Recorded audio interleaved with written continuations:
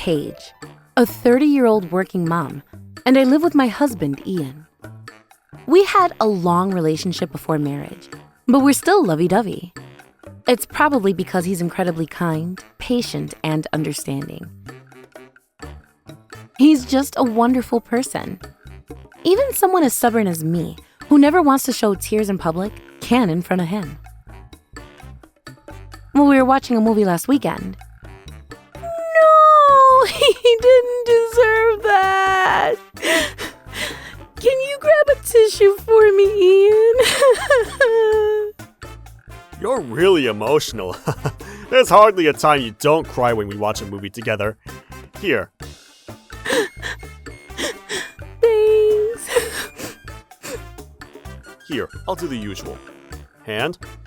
He then tightly held my hand. I always get relieved when he holds my hand, saying that every time.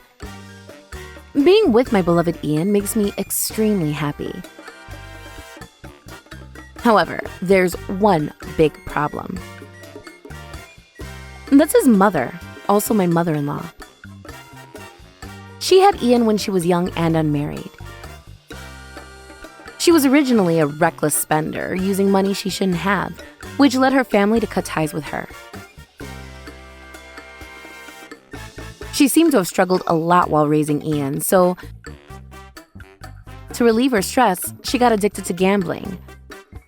So after he graduated from middle school and quickly got a job, he cut ties with her. However, she often found him asking for money, which he declined. So she would say, "You ruined my life, go to hell." Such a terrible person, blaming him for everything. But one day, she unexpectedly passed away due to a car accident. This is wrong, but I felt relieved when I heard the news. I thought Ian felt the same way as me, but she was still his blood-related parent. After her death, he seemed to be in shock. He lost his appetite and became skinny, so I was worried about him. However, I've noticed he began to change in another way as well. One weekend. Are you going out for work again today? Yeah, I'll be home around midnight. You go out somewhere every weekend and come home late on weekdays too. I don't want to ask this, but is it really work? Yeah, it is. To be honest, I was suspecting that he might be cheating on me. But with him being so shocked by his mother's death, it was hard for me to confront him. I also didn't have proof either. Wait a minute. If I have proof, I might be able to talk to him properly. Besides, I might just be overthinking too much. In any case, I should verify that myself. The next weekend, I secretly followed him when he went out. I did it to clear my suspicions of him having an affair, but the result was negative. He met a woman I don't know and walked with their arms around each other. Maybe after his mother passed away, he blamed himself somewhere deep down and became desperate? Thinking that, I decided to confront him with pictures I secretly took when he came home around midnight. Ian? You were with a woman today, right? What? When he saw the pictures I took, his eyes widened in surprise. I'm sorry I followed you, but I'm not angry. Yeah, I can't forgive the affair, but I know you have a reason for that, so I'm not thinking about divorce. Divorce, huh? After muttering this, he looked down in silence for a while, then he said, Yeah, it's unforgivable. What? Let's divorce Paige. My mind went completely blank. I never imagined that he would suggest divorce because he never once considered it before. Are you serious? No, I don't want a divorce. Please. Yes. He said that looking straight into my eye. No, I won't divorce you. What's really been going on with you lately? Ever since your mother passed, you've changed. Please don't say you want a divorce. Please. I then tried to hold his hand just like he does to me, but he shook it off. At that moment, I realized he would no longer hold my hands and say, Here, I'll do the usual. Hand with a smile. He must have a stronger bond with the other woman than he does with me. I felt like crap. After that, I finally decided to divorce him. I planned to move back to my parents' house far away, but since I had to work until the end of next month, I decided to stay in this apartment until then. Meanwhile, Ian quickly found a new place and brought the divorce papers from the city office. I guess he wanted to say goodbye as soon as possible. The day before we submitted the papers, he invited me for a last meal together. I couldn't understand why because our relationship was already done. Still, I accepted his invitation because there was still me deep down that I didn't want to divorce him. Then, on our way back from the restaurant, this happened. Sorry for not being able to spend time with you after my mom passed. Do you want to hold hands one last time? What? It's the night before our divorce. Seriously? Seeing him awkwardly holding out his hand to me with a smile made my anger exceed its limit. I was so pissed! He chose to have an affair and told me to divorce, yet now he's acting like nothing's wrong? Quit making fun of me. Just like you did before, I shook off his hand. Are you kidding right now? Just to let you know, I'll file for alimony. I said that with my back turned to him. Sure, I'll pay for that. We then got divorced. After quitting my job, moving back home, and finding a new job, I found out I was pregnant.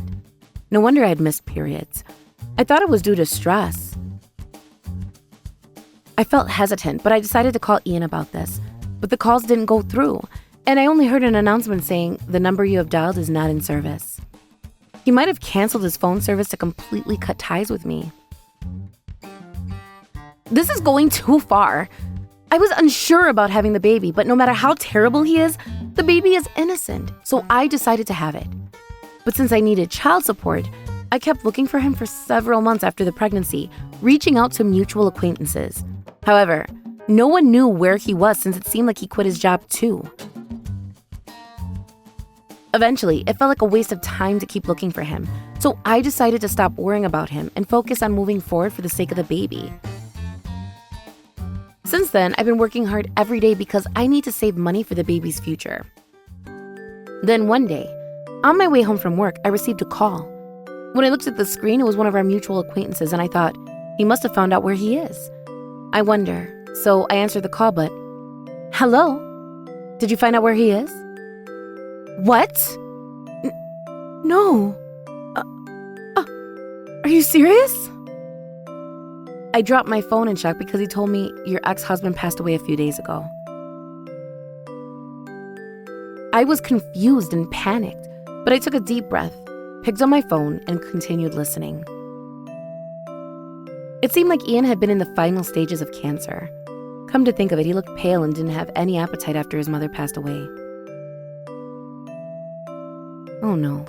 Was he already seriously ill back then?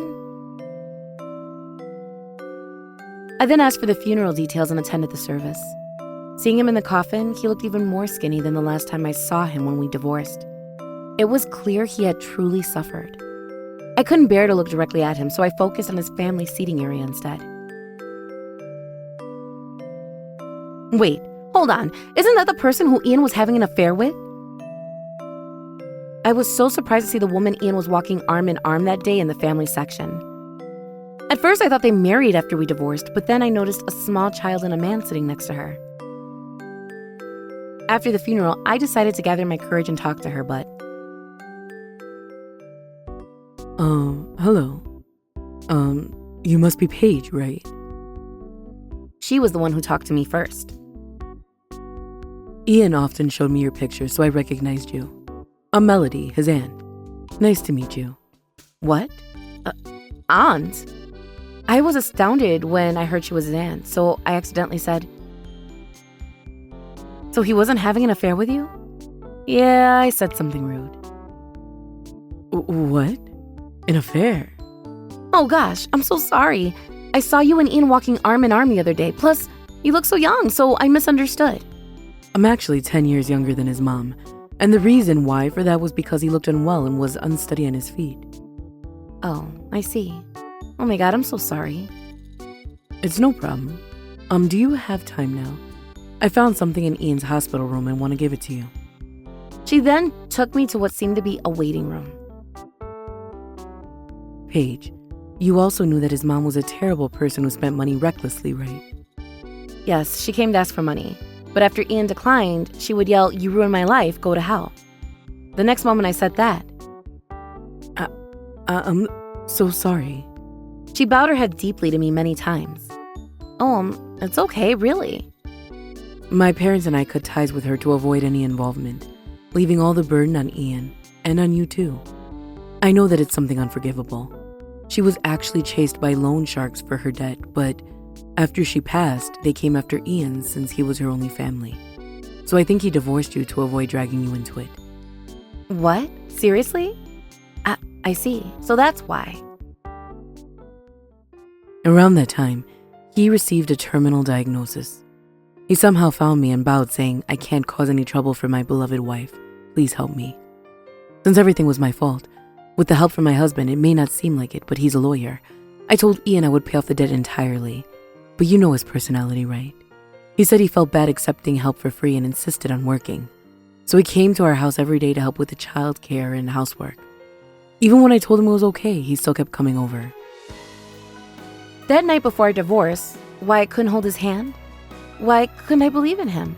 I'm the worst person ever. I hate myself. Suddenly, large tears started streaming from my eyes. I couldn't do anything for him. I said terrible things to him, even though he suffered so much since he was born from his mother. He also got so skinny, so his final moments must have been so painful. I'm so sorry. Please forgive me, Ian. That's not true, Paige. What? As I was crying, Melody handed me an envelope. What's this? Since there was no name on it, I read it a little bit. I'm sorry. Then she looked at my belly for a while. Oh, are you expecting a baby? Yes, I am. It's Ian's and mine. She teared up, covering her mouth with both hands after hearing that. She said she would support me and handed me a piece of paper with her number on it. After she left the room, I read the letter from Ian that Melody gave me. His writing was shaky, probably because he couldn't control his body anymore. I read, "Paige, I don't know if this letter will ever reach you, but I'm sorry for hurting you. I thought I was just a nobody being used by my mom. Like it didn't matter if I existed or not until I met you, Paige. You always put on a brave face and never showed tears in front of others, but you would always cry like a little child in front of me. And when I held your hand, you would smile like an angel. For the first time, I felt truly needed by someone. I felt like you were telling me it was okay to live. I'll be gone from this world, but I wish for your happiness from the bottom of my heart. So keep smiling, okay?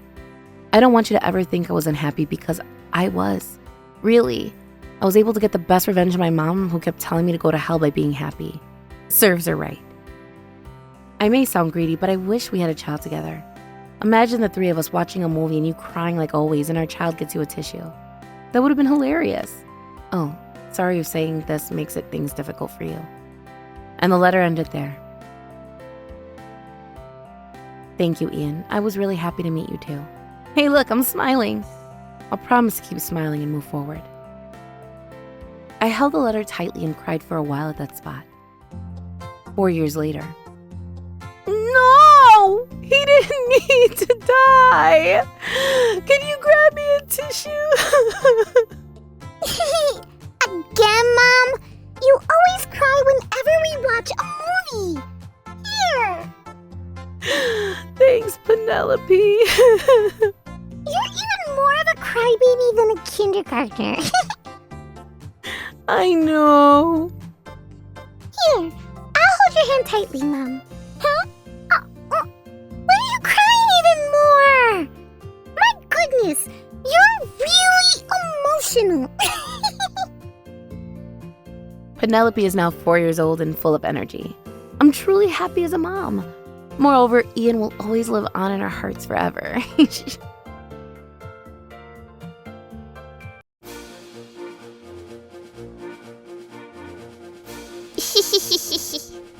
Thank you for watching!